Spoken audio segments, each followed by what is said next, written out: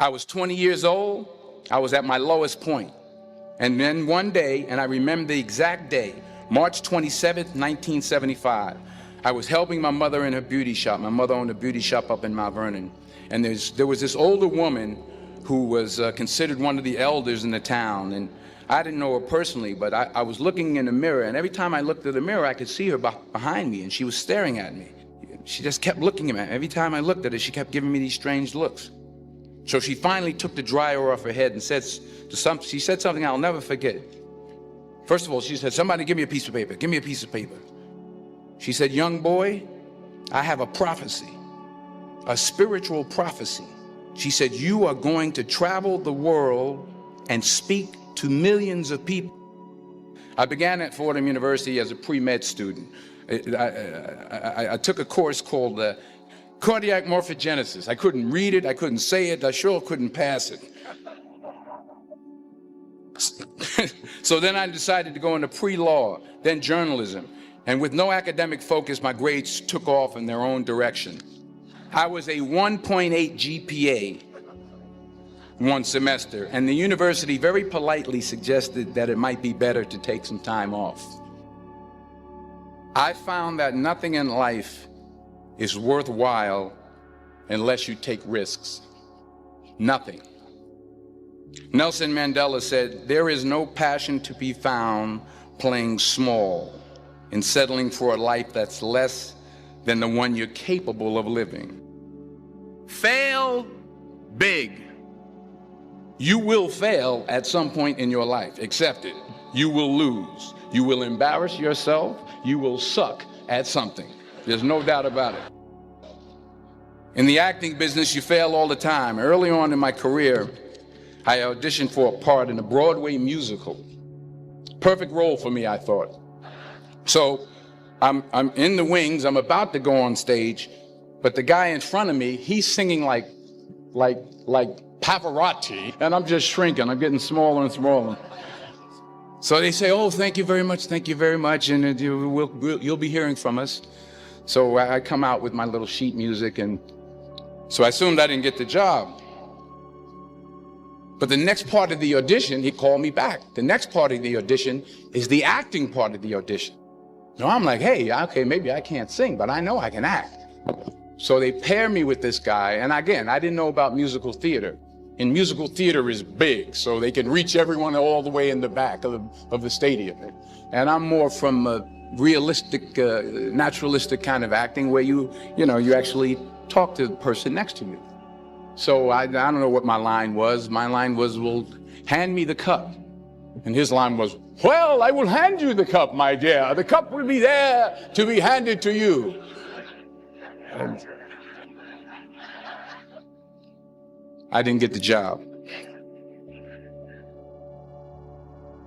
But here's the thing. I didn't quit. I didn't fall back. I walked out of there to prepare for the next audition, and the next audition, and the next audition.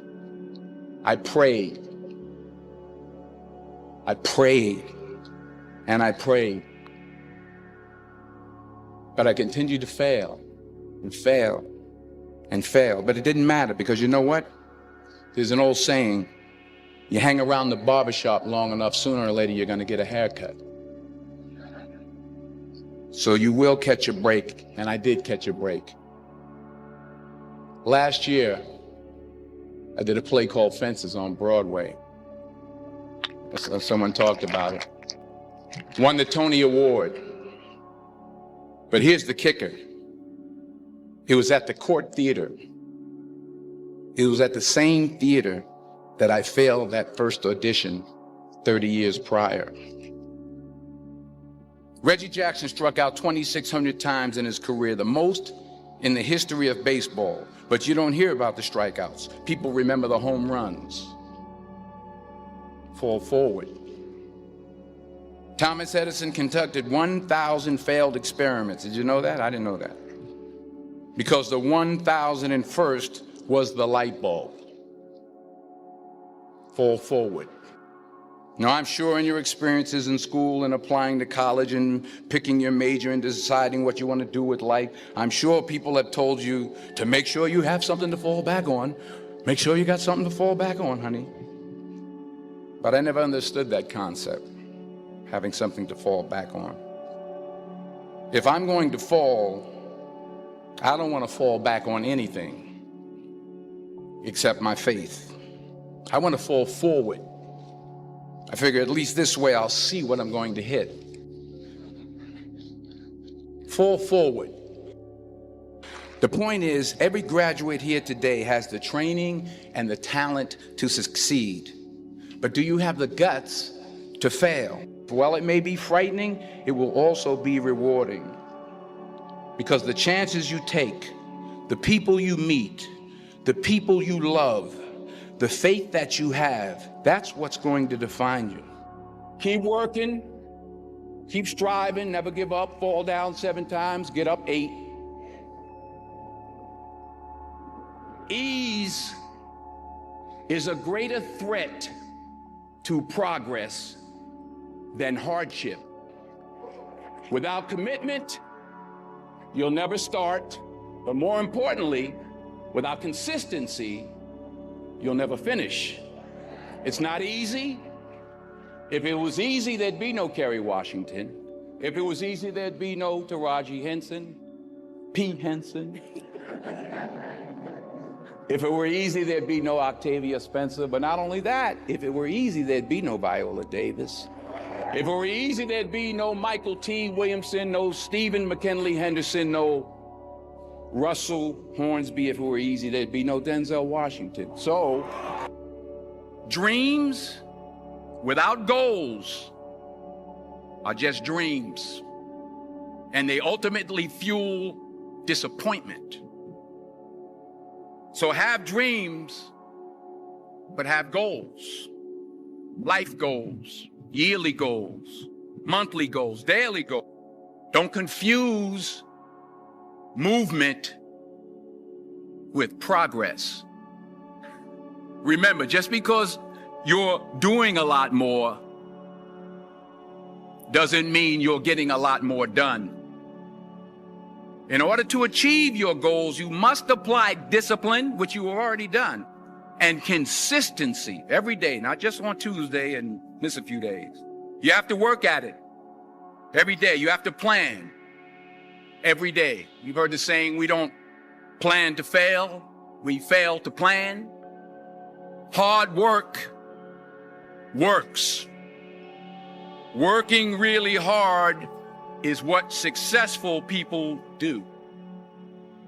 What are you going to do with what you have? I'm not talking about how much you have.